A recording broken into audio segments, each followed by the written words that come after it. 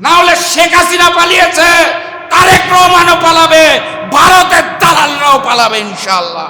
আওয়ামী সরকারের রেখে যাওয়া অবশিষ্ট কাজের দায়িত্ব নিয়েছে বিএনপি। এই হচ্ছে বিএনপির বর্তমান চরিত্র। এই বিএনপি শহীদ প্রেসিডেন্ট জিয়াউর রহমান, দেশনেত্রী বেগম খালেদা জিয়ার বিএনপি নয়। এইটা ভারতের কাছে বিক্রি হয়ে যাওয়া আওয়ামী লীগের রেখে যাওয়া অবশিষ্ট কাজ শেষ করার জন্য নতুন নব্য ফ্যাসিস্ট এবং জালেম বিএনপি। যেই সময় আমরা দেখছি হামের মতো একটি রোগে শিশুরা মৃত্যুবরণ করছে, আইসিইউ খুঁজে পাওয়া যাচ্ছে না, লাইন লেগে যাচ্ছে, পেট্রোল পাম্পের সামনে তেলের অভাবে হাহাকার হচ্ছে। আমার বাসার পাশে একটা পেট্রোল পাম্প আছে, আমি প্রতিদিন দেখি, প্রতি রাতে দেখি, দিন রাত 24 ঘন্টা শত শত মোটরসাইকেল ওখানে লাইন দিয়ে আছে। দেশে একটা অস্থিরতা চলছে, জনজীবনে বিপর্যয় চলছে। এই সময় জনাব তারেক রহমান সিনেমা দেখে বেড়াচ্ছে। আমার লজ্জা লাগে। আমি প্রবাদে শুনতাম যে রোম যখন পুড়ছিল নিরো তখন বাঁশি বাজাচ্ছে। এটার উদাহরণ আমি দেখেছিলাম ফ্যাসিস্ট শেখ হাসিনার কাছে। যখন আমাদের দেশের রাজপথ রক্তাক্ত হচ্ছিল জুলাই গণঅভ্যুত্থানে, উনি তখন বিটিভি ভবনের জন্য কাঁদছিল শেখ হাসিনা। ওই আওয়ামী লীগই তো বর্তমান বিএনপি। তারেক রহমান সিনেমা দেখে বেড়াচ্ছে। সংগ্রামী উপস্থিতি, আমি বক্তব্য দীর্ঘায়িত করব না। আমি শুধু মেসেজ যেটা দিতে চাই সেটা হচ্ছে, আগের যুদ্ধটা ছিল আওয়ামী লীগ এবং ভারতীয় আধিপত্যবাদের বিরুদ্ধে। আওয়ামী লীগের জায়গায় বিএনপি বসেছে, ভারতীয় আধিপত্যবাদ ঠিকই আছে। অতএব সামনের যুদ্ধটা হবে বিএনপি নব্য জালেম, নব্য স্বৈরাচার এই বিএনপি এবং ভারতীয় আধিপত্যবাদের বিরুদ্ধে। এবং সেই যুদ্ধে শুধু রাজনৈতিক দলের নেতাকর্মীরা নামলে হবে না, প্রত্যেকটা পেশাজীবী মানুষের নামতে হবে, প্রত্যেকটা শ্রেণীর মানুষকে নামতে হবে। আরেকটা নতুন জুলাইকে সৃষ্টি করতে হবে। একই দিনে একটা মানুষ ভোট দিতে গেল, 2টা ব্যালট পেপার নিল, 2টার মধ্যে সিল মারলো, বাক্সে ভরা হলো, গণনা করা হলো, ম্যানেজ ভোটের মাধ্যমে কারচুপি করে বিএনপিকে জয়যুক্ত করানো হলো। সেই বিএনপি ওই একই দিনের একটা ভোটকে মানবে, আরেকটা ভোটকে মানবে না। এটা একটা অত্যন্ত দুঃখজনক এবং বেঈমানি চরিত্র। আমি মনে করি গণভোটে 70% মানুষ যেই রায় দিয়েছে সংস্কারের পক্ষে, সেই প্রায় 70% মানুষের সাথে বিএনপি সরকার চূড়ান্তভাবে বেঈমানি করেছে এবং এটার ফলাফল তাদের সামনে দিতে হবে, এটা আমি বিশ্বাস করি। সম্মানিত উপস্থিতি, একটা সরকারের স্বৈরাচার হওয়ার জন্য এবং ফ্যাসিস্ট হওয়ার জন্য যে সকল চরিত্র প্রয়োজন হয়, সকল চরিত্র বিএনপি গত কিছুদিনের মধ্যে দেখিয়ে দিয়েছে। অধ্যাদেশ বাতিলের কথা আপনারা জানেন, শিশির মনির ভাই অত্যন্ত সুন্দরভাবে বলেছে। আমি ওটা নিয়ে আর বিস্তারিত আলোচনা করব না, সময়ের সংক্ষেপ। আমি শুধু বলতে চাই, কেন আমি বললাম যে একটা সরকারের স্বৈরাচার এবং ফ্যাসিস্ট হওয়ার জন্য যা যা প্রয়োজন সব তারা করে ফেলেছে। খুব সংক্ষেপে, তারা গণভোট অধ্যাদেশ সংস্কার চায় না বলে বাদ দিয়ে দিয়েছে। তারা আবারও আয়না ঘরের জন্ম দিতে চায় বলে মানবাধিকার কমিশন অধ্যাদেশ বাদ দিয়ে দিয়েছে। তারা গুমের সংস্কৃতিতে ফিরে যেতে চায় বলে গুম প্রতিরোধ ও প্রতিকার অধ্যাদেশ বাদ দিয়ে দিয়েছে। তারা পুলিশকে বিরোধী দল দমনে কাজে লাগাতে চায় বলে পুলিশ কমিশন অধ্যাদেশ বাদ দিয়ে দিয়েছে। তারা নিজেরা ওই বিগত ফ্যাসিস্টের মতো দুর্নীতি করতে চায় বলে দুর্নীতি দমন কমিশন অধ্যাদেশ বাদ দিয়ে দিয়েছে। তারা বিচারিক ব্যবস্থাকে নিয়ন্ত্রণ করতে চায় বলে সুপ্রিম কোর্টের বিচারক নিয়োগ অধ্যাদেশ বাদ দিয়ে দিয়েছে। শেখ হাসিনার আমলের মতোই বেগমপাড়া বানানোর জন্য, টাকা লুটপাটের জন্য এবং পাচারের জন্য মাইক্রো ফাইন্যান্স ব্যাংক ও ব্যাংক রেজুলেশন অধ্যাদেশও বাদ দিয়ে দিয়েছে। বাদ কি থাকবে? আগের স্বৈরাচার, আগের ফ্যাসিস্টের সাথে বর্তমান স্বৈরাচার এবং বর্তমান ফ্যাসিস্টের কোনো পার্থক্য দেখা যাচ্ছে না।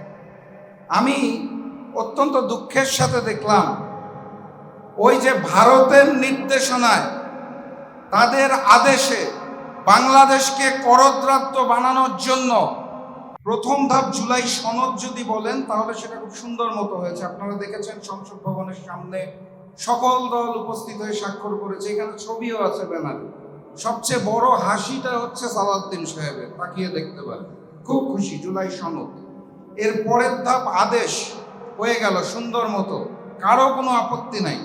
তারপর আসলো অধ্যাদেশ, খুব সুন্দর মতো হলো, কারো কোনো আপত্তি নাই। যখনই নির্বাচিত হয়ে আসলো ম্যানেজ ভোটের মাধ্যমে, তার পরপরই সংস্কার পরিষদ গঠনের সময় এসে এই আদেশও অবৈধ, অধ্যাদেশও অবৈধ, গণভোটকেও মানি না, চতুর্থ ধাপে এসে আটকে গেল সংস্কার পঞ্চম ধাপ। তো দূর কি বাদ, আমি সহজ ভাষায় এটাই বুঝি। এখন প্রশ্ন হচ্ছে, বিএনপির রাষ্ট্র কাঠামো মেরামত 31 দফা, এখানে কম বেশি সবাই এই লাইনটা বারবার শুনেছেন। সেই 31 দফার প্রথম দফাটা কি ছিল? প্রথম দফার মধ্যে স্পষ্ট ভাষায় বলা আছে, জনগণের গণতান্ত্রিক অধিকার পুনঃপ্রতিষ্ঠার লক্ষ্যে সাংবিধানিক সংস্কার কমিশন গঠন করা হবে। 31 দফার প্রথম দফা। তারা ক্ষমতায় এসে যখনই সংস্কার পরিষদ গঠনের কথা, তারা শপথ নিতে আর রাজি না।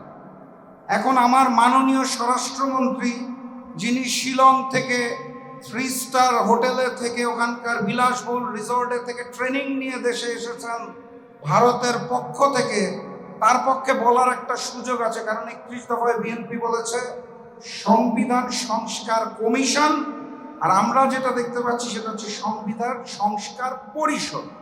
অতএব উনি তো প্যাচ ধরায় খুব ওস্তাদ, উনি বলতেই পারে আমরা তো কমিশন বলেছি, আমরা পরিষদ বলি না। এটা একটা সুযোগ তাদের হয়ে গেছে।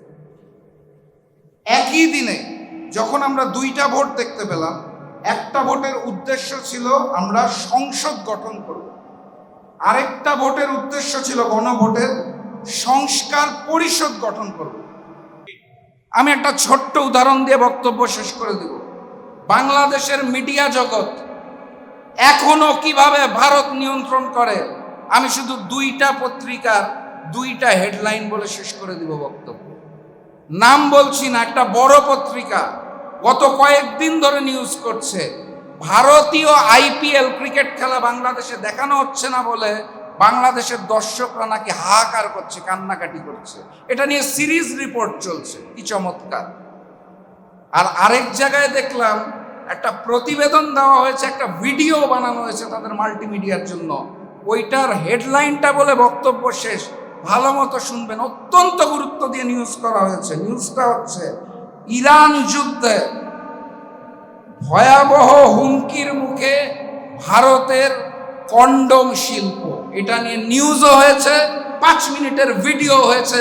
এই হচ্ছে আমার দেশের নির্লজ্জ, ভারতের কাছে বিক্রি হয়ে যাওয়া মিডিয়ার চরিত্র। এখান থেকে ফেরত আসুন, না হলে শেখ হাসিনা পালিয়েছে, তারেক রহমানও পালাবে, ভারতের দালালরাও পালাবে ইনশাআল্লাহ। গতকাল রাতে অনূর্ধ্ব 20 সাফ ফুটবলের ফাইনাল ছিল। বাংলাদেশ ভারতকে পরাজিত করে চ্যাম্পিয়ন হয়েছে। আমি বাংলাদেশ ফুটবল দলকে অভিনন্দন জানাই এবং একই সাথে সাথে বাংলাদেশে বসবাসরত ভারত প্রেমী যারা রয়েছেন, ভারতের দালাল যারা রয়েছেন, তাদের প্রতি আমি সমবেদনা জানাই।